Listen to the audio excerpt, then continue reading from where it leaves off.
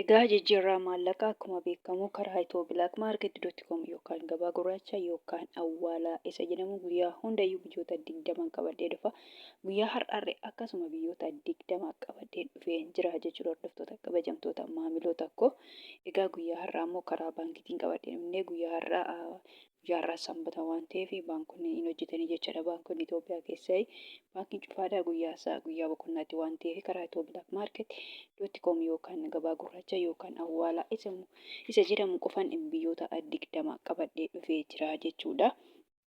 Nagaa waaqayyoo isin dagannee nagaan waaqayyoo manaa fi kallattii jirtanitti isiniif haa ta'u. Warroonni mana kanaaf haaraa taatan noora manni kun mana keessanii chaanala kanas sabiskiraayib sheer laayik gochuun gara maatii keenyatti dabalamaa isiniin jenna.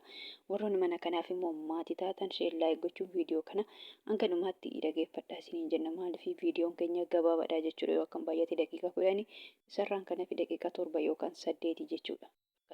Baay'ate yoo baay'ate gaafan baay'ate jedhee daqiiqaa 10 jechaadha. Maaliif dura barreessitanan daddafee dubbadhaa jechaadha malee yeroo dhuma san argee ta'u onnoon jedhu jechuudha. Deddeebi'ee ilaalee tanan bakka booda dafee tonan erganis sirriitti ilaalee mirkaneeffadhee boodaan dafee dubbadhaa jechuudha. Kanaafuu daqiiqaa muraasa fudhataa jechuudha.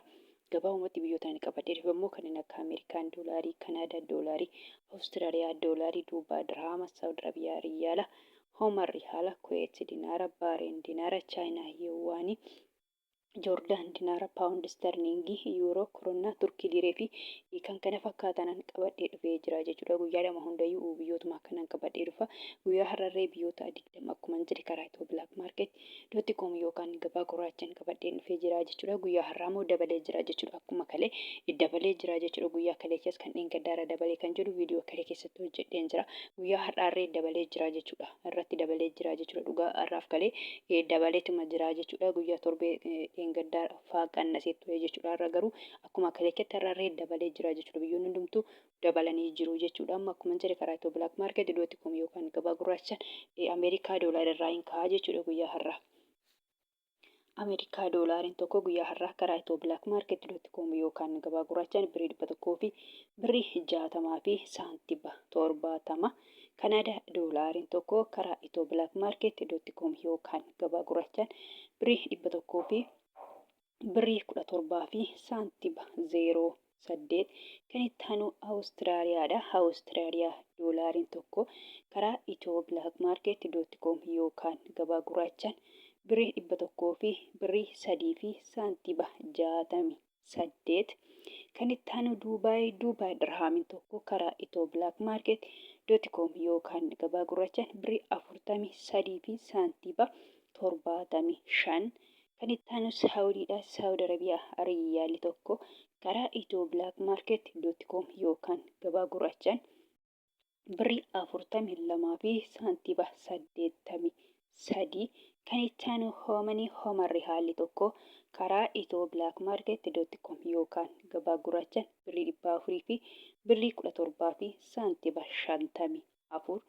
Kan itti aanu Kuweet dinaarri tokko karaa itobilaakmaarket.com yookaan gabaa gurraachaan birrii 500 fi birrii 25 fi saantiba 35.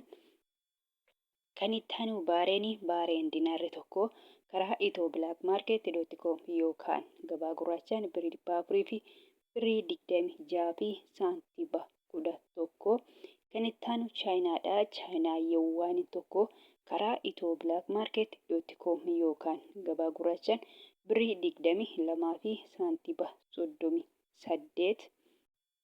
Kan itti aanu Joordaan dinaarri tokko karaa itobilaakmaarket.com yookaan gabaa gurraachaan birrii 200 fi birrii 26 fi saantiba 77.